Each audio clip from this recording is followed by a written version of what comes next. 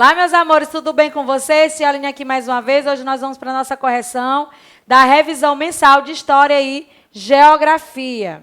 Vamos lá? Mas antes de a gente começar, eu queria dizer para vocês o seguinte. Na nossa atividade complementar, houve um pequeno erro de digitação naquela atividade, onde eu falava da questão da fundação aqui da nossa Teresina, e lá tem 1822, quando, na verdade, é 1852, tá bom? Por isso que ela fez 168 anos, ok? Só para deixar claro essa retificação, essa correção aí nessa parte da atividade complementar, tá bom? Então, bora lá para a nossa revisão. Lê o poema abaixo. Liberdade de comunicar na revisão de vocês tinha uma imagem, mas aquela imagem ali só foi mesmo ilustrativa. Ela não tem problema nenhum de ela não aparecer aqui, tá? Ela não tem nenhuma questão relacionada à imagem, tá bom? Então, vamos lá.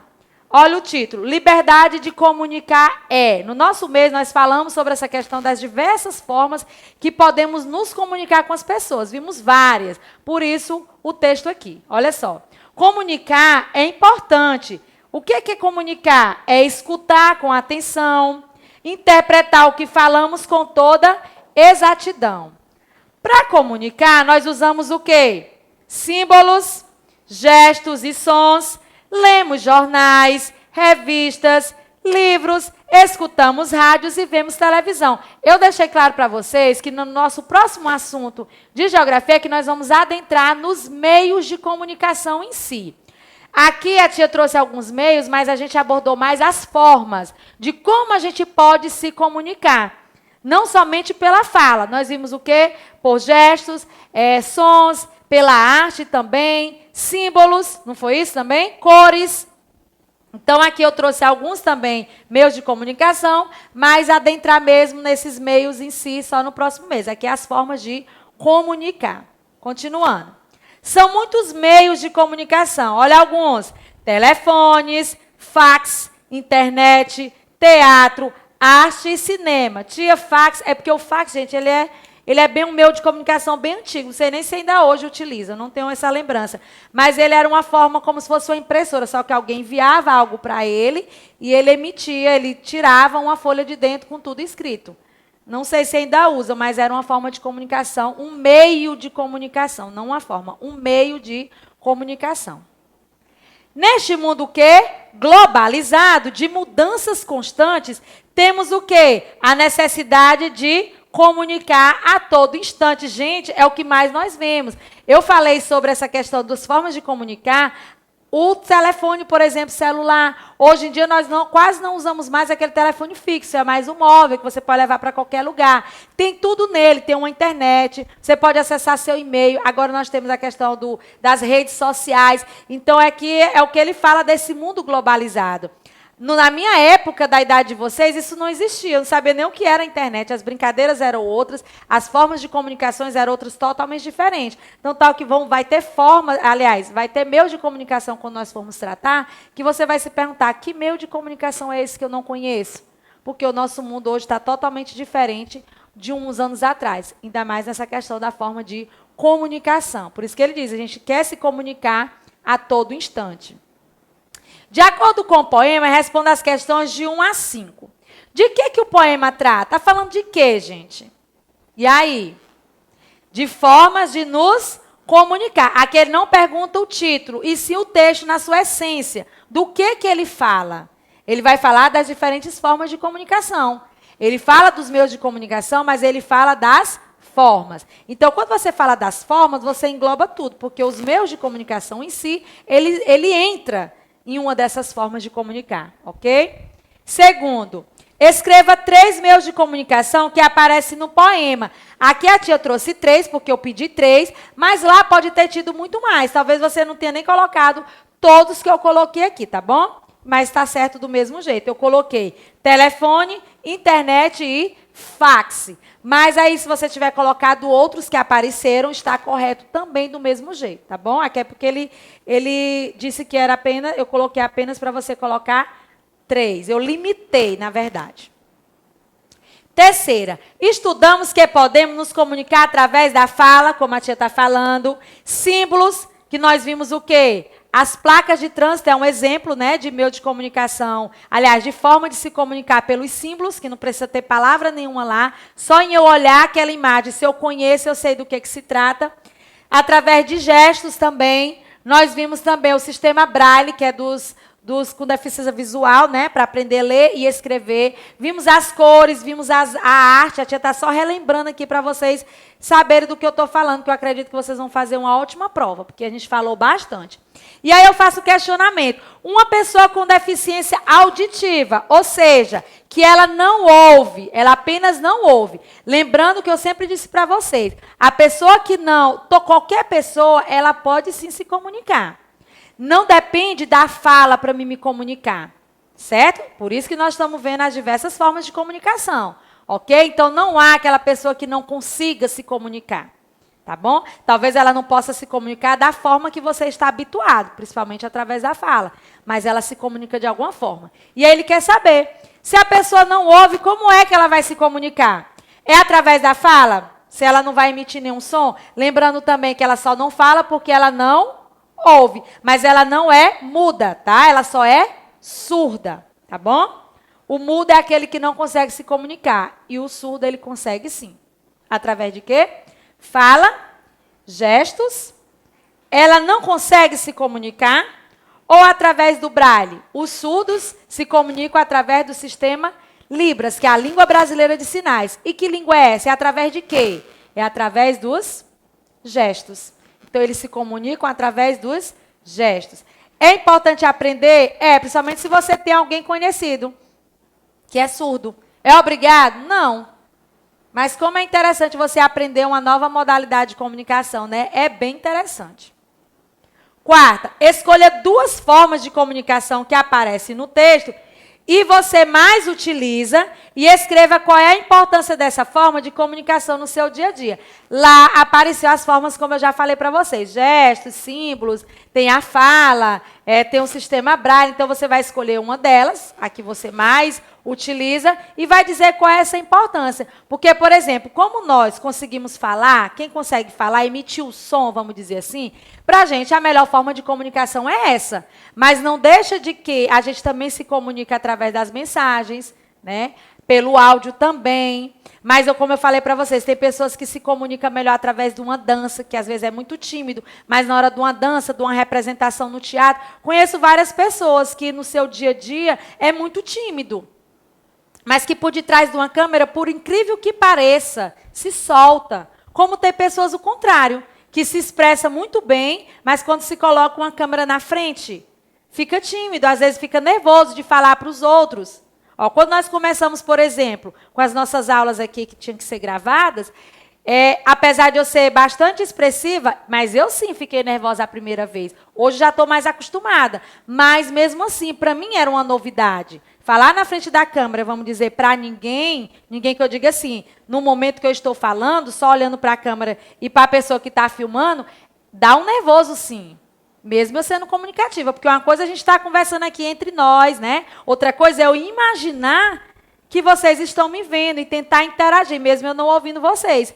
Então, tem pessoas que se expressam melhores aqui na frente de câmeras, diferente às vezes do que é no dia a dia dela, como o contrário. Ou ainda melhor, que se expressam tão bem na frente da câmera, como se expressa fora dela. Tá bom? Eu estou aprendendo a lidar com os dois, graças a Deus. Então, aqui seria uma resposta pessoal, porque seria a sua forma que você mais utiliza nessa questão da comunicação.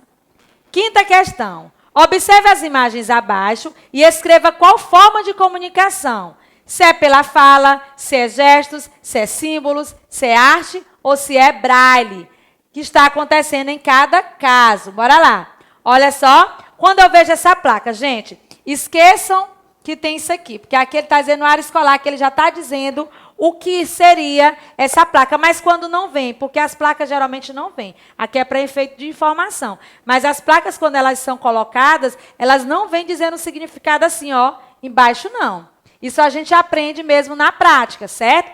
Então, essa placa, por exemplo, que tipo de comunicação eu posso ter nela? De que forma? Que forma é a comunicação dela? Através de símbolos. Tia, pode ser cor? Não, gente, porque essa plaquinha aqui amarela, ela tem várias. O que vai mudar é a imagem, tá bom? Então, é através do símbolo. A imagem que ele está passando aqui é que vai me dizer do que se trata. Aquele lá, onde ele diz assim, desculpa, Mônica, foi sem querer, e bem, deixa pra lá. Eu nem senti nada. E a amiga arrasou. Ele, vamos, Magali. Ela, vamos, Magali. Ali tem um cantinho legal para a gente brincar. Ele, E aí? Que tipo de comunicação foi aquela ali? A fala. A história em quadrinhos, observe os balões. Esse aqui são os balões de fala, tá bom? Próxima. E essa aqui é bem fácil, né? Que nós vimos. Aqui é a forma de quem? Dos que têm deficiência visual. Apenas para quê? Para leitura e escrita. Então, que sistema é esse? O Braille. Muito bem. Lembrando o sistema Braille, que os pontinhos são divididos em 6, onde um ou mais tem o quê? Um alto relevo para que eles passem a mãozinha, né? Porque eles não veem. Não necessariamente com os olhos fechados, tá? Às vezes as pessoas que têm o problema de deficiência têm os olhos abertos, mas, no entanto, não enxergam. Passar os dedinhos para poder sentir. Então, o sistema Braille. E, por último, ali, olha só ele fazendo os gestos, um para o outro. Significa o quê? Dizer o quê? Olha, gestos, que é quem? Libras. Que língua brasileira de sinais? Certo? Próximo. Aqui, ó, estão dançando, se expressando, música. No mínimo aqui está tendo uma música aqui, passando uma música para dançar. E aí? Que tipo? Arte. Muito bem. Que é outra forma de comunicar, tá bom? Bora lá. Agora vamos lá. Leia o texto abaixo. Nós vamos falar sobre as memórias de uma boneca de pano, mas cheias de ideia. Eu acho que só pelo título, gente, a gente já tem mais ou menos uma noção de quem nós vamos falar. Bora ver lá? Mesmo que você ainda não saiba muito bem quem foi o Monteiro Lobato, já deve ter ouvido falar de algum dos personagens que esse escritor brasileiro inventou. Ele era muito conhecido, né? Então, ele fez vários personagens e a gente conhece ele bastante. Quer ver? Olha só os personagens. Emília, Narizinho, Visconde de Sabugosa, Dona Benta e Tia Anastácia, que fazem parte do quê? Do Sítio do Pica-Pau Amarelo. Olha só. Todos eles e diversos outros, porque esses são os mais marcantes, mas ele teve vários, né? Fazem parte das histórias do Sítio do Pica-Pau Amarelo. Foi escritas por quem? Monteiro Lobato. As aventuras dessa turma já viraram até programas de televisão. Já tivemos algumas edições do Sítio do Pica-Pau Amarelo, que fizeram muito sucesso entre os anos 70 e 80 e no começo dos anos 2000. E sabia que o dia 1º de janeiro de 2019 marca o quê? Um momento muito importante na história. Tudo que Monteiro Lobato escreveu, você sabia disso? Nessa data, as obras do autor, considerado o pai da literatura infantil no Brasil, vão entrar no que é chamado de domínio público. O que é o domínio público? É um local que é de acesso a todos, não é restrito a ninguém. É só colocar lá o que quer saber, se é de domínio público, todo mundo pode ver, tá bom? Pode ter o acesso. Isso acontece quando a morte de um escritor, olha o que acontece, por que vai para esse domínio público? Porque a morte do escritor completa 70 anos, e significa que tudo o que ele fez poderá ser utilizado para criar desenhos, peças de teatros, musicais e outras produções, sem a necessidade de pagar pelos direitos do uso desse material. Porque até então, não entrar nesse domínio público, tudo que é postado de pessoas que não foi você que fez, você tem que pedir o quê? Autorização, né? Porque tem os direitos autorais. No caso dele, como já se passaram 70 anos da morte dele, então não ia mais ser preciso pedir esses direitos autorais. Por isso que ele foi para o domínio público. Eu estou na expectativa para saber o que pode surgir de novidade, envolvendo quem? Os personagens de Monteiro Lobato, a partir de 2019. Enquanto espero, aproveito para indicar a leitura do meu livro preferido do autor, Memórias da Emília. É isso mesmo, o que o título diz. A Emília, que eu acredito que todos conhecem. É uma boneca de pano do Sítio do Pica-Pau Amarelo. Ela resolve escrever suas próprias memórias. Olha aí, nós trabalhando a questão das memórias. Olha aí, no caso aqui, as memórias dela, né? Própria da boneca. Como em um livro sobre a vida dela. Enquanto tenta colocar no papel seus pensamentos mais malucos, porque ela era uma bonequinha mesmo bem atrevida, Emília relembra momentos engraçados que viveu no sítio. E conta para todo mundo como chegou ao mundo. Olha o que é que ela diz. Nasci de uma saia velha da tia Anastácia, de tia Anastácia. E nasci vazia. Só depois de nascida é que ela me encheu de pétalas de uma cheirosa flor, cor de ouro, que dá nos campos e serve para estufar travesseiros. Se mexe comigo, sou olho por olho e dente por dente. Não levo desaforo para casa. Quer saber mais sobre a origem, aventuras e ideias doidas da Emília? Procure pelo livro na biblioteca da sua escola ou de sua cidade, boa leitura. E aqui já está um acesso, aqui o link da onde eu tirei esse texto, tá bom, gente? Não é onde está a história, não, tá? De acordo com o texto, Memórias de uma Boneca de Pano, mais cheia de ideias, responde às questões de 6 a 8. Em Memórias de uma Boneca de Pano, mais cheia de ideias, a que boneca a autora do texto está se referindo? Qual foi a boneca? A boneca Emília, né? Boneca travessa, que todo mundo gosta. Só depois de nascida é que ela me encheu de pétalas de uma cheirosa flor, cor de ouro. Essa narração, quem falou? Quem falou essa partezinha aqui da história? Foi a Emília? Foi a tia Anastácia? Ou foi a autora do texto? Foi a Emília. Não tal que está nas aspas. Aqui é uma fala da boneca. 8ª. As fontes históricas podem ser escritas, oral e visual. Na frase, Emília relembra momentos engraçados que viveu no sítio e conta para todo mundo como chegou ao mundo. Que tipo de fonte histórica, que era para ser histórica, tá, gente? Faltou só um Czinho, mas não tem problema, não. Emília está retratando. Qual é a fonte histórica que ela está retratando? É escrita, é oral ou é visual? Quando ela só relembra a história dela, oral. Ah, tia, mas ela escreveu. Mas aqui, no caso, eu estou dizendo o quê? Quando ela conta, não quando ela escreve, ok? Então, é oral. Os ditados populares mostram o que o povo sente. No texto da Memórias de uma Boneca de Pano, mais cheia de ideias, ela fala que não leva desaforo para casa. Aí, o que é que ela diz? Ó, se alguém mexe com ela, aliás, se alguém mexe com ela, olha o que é que ela diz, olho por olho e dente por dente. Observe o ditado popular que está em destaque. Ele significa que... O que significa olho por olho e dente por dente? O que ela quis dizer com isso? Cada um deve cuidar da sua vida? Será que é isso? Não significa nada. É apenas um ditado popular. Será? O que alguém fizer com você, você fará o mesmo. E aí? Exatamente. Olho por olho e dente por dente é o que a pessoa fizer comigo, eu vou fazer com ela. Tá certo isso aí? Não tá, mas, enfim, isso faz parte do nosso folclore brasileiro. Quando nascemos, precisamos ser registrados para sabermos que existimos. Esse documento chama-se certidão de nascimento. Observe a certidão de nascimento abaixo. Então, bora lá. Olha só a certidão de nascimento.